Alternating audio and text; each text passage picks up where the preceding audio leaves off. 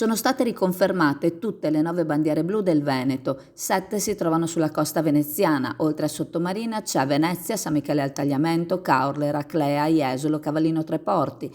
Le altre 2 località invece si trovano nel Polesine, si tratta di Rosolina e Porto Tolle. La bandiera blu è un riconoscimento conferito alle località costiere europee che soddisfano alcuni parametri quali le acque di balneazione, l'efficienza della depurazione e della gestione dei rifiuti, le aree pedonali, le piste ciclabili, l'arredo urbano, le aree verdi, i servizi in spiaggia, l'abbattimento delle barriere architettoniche, corsi di educazione ambientale, le strutture alberghiere, i servizi di utilità pubblica sanitaria, le informazioni turistiche e ancora la certificazione ambientale delle attività istituzionali e delle strutture turistiche e la pesca sostenibile. È un riconoscimento che viene dato alle spiagge e agli approdi turistici. È stato istituito nel 1987, che fu l'anno europeo per l'ambiente. Quest'anno sono 427 le spiagge italiane insignite del riconoscimento, ben 14 in più rispetto allo scorso anno.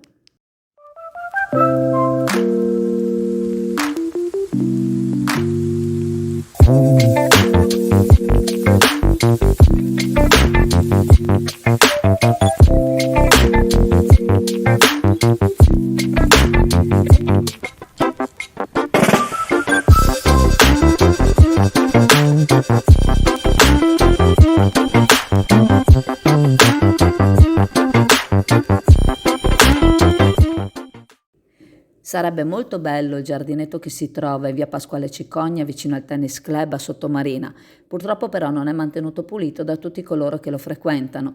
Giusto il tempo che passino gli operatori a pulire, a quanto ci conferma una mamma, ci pensano alcuni ragazzi a sporcare, ragazzi che si recano ai giardini anche per farsi le canne. Le mamme con figli al seguito in un giardino sporco decidono di non portare i bambini a giocare, quindi non ne usufruiscono. A Chioggia mancano effettivamente i posti verdi, quelli che ci sono vengono bistrattati dalla poca educazione di alcuni che ritengono che ciò che è di tutti alla fine non sia di nessuno, senza rendersi conto che in un ambiente più pulito è anche più piacevole vivere. Sono gli stessi che ritengono normale usare come bidone della spazzatura i giardini che si trovano davanti al cimitero di Sottomarina, dove viene abbandonato di tutto. Gli operatori ecologici possono continuare a pulire, ma ci resterà sempre chi, per menefreghismo, poca educazione, ignoranza, continuerà a sporcare.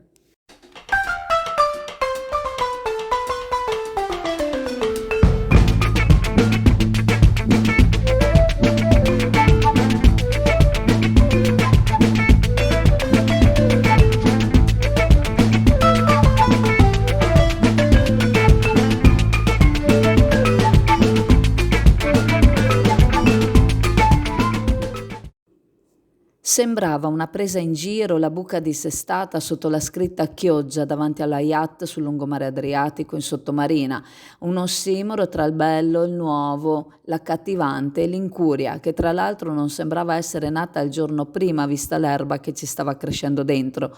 Finalmente qualcuno se n'è accorto ed ha provveduto alla sistemazione della pavimentazione.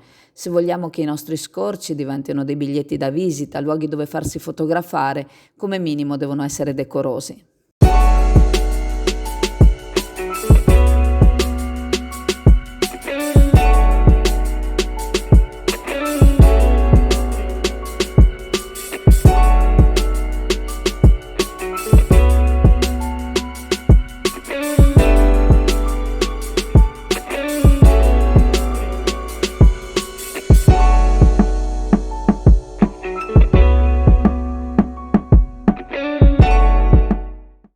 A Chioggia si è attivata di recente la figura del mediatore culturale e linguistico per il finale dell'anno scolastico 2021-2022, per rispondere in particolare alla situazione causata dal conflitto in corso in Ucraina e al conseguente esodo di persone e nuclei familiari con figli in età scolare. La figura del mediatore culturale e linguistico ha un ruolo di ponte facilitatore all'interno del contesto scolastico tra gli alunni stranieri, le relative famiglie e gli insegnanti. Collabora nel superamento del disagio che gli allievi possono vivere, soprattutto se escono da situazioni quali il conflitto bellico ucraino.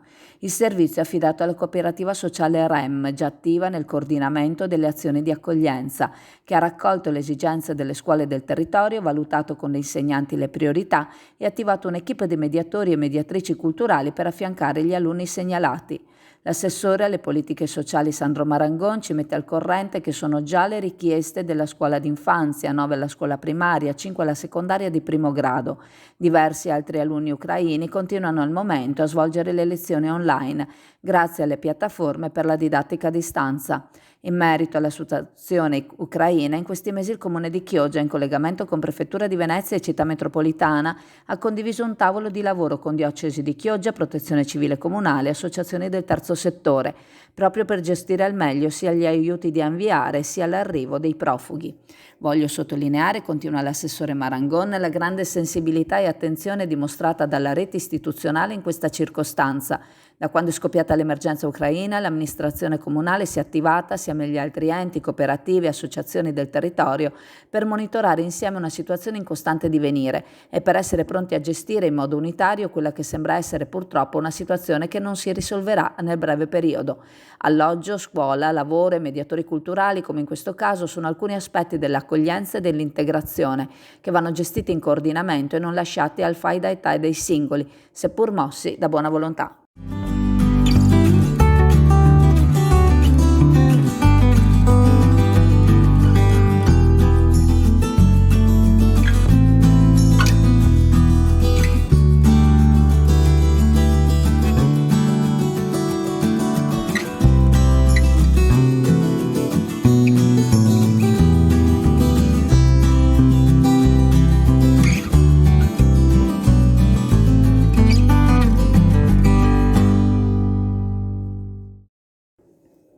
Secondo Giorgio Bellemo di Ascot, impossibile non essere fieri della riconferma del riconoscimento della bandiera blu.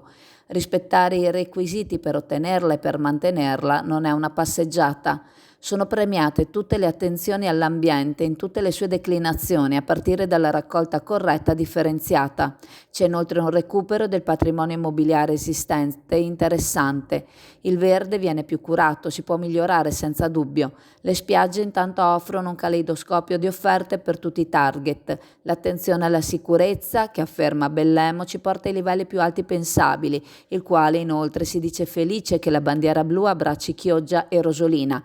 Questo è il nostro universo turistico ambientale che non trova uguali in nessun'altra parte del Veneto e forse d'Italia.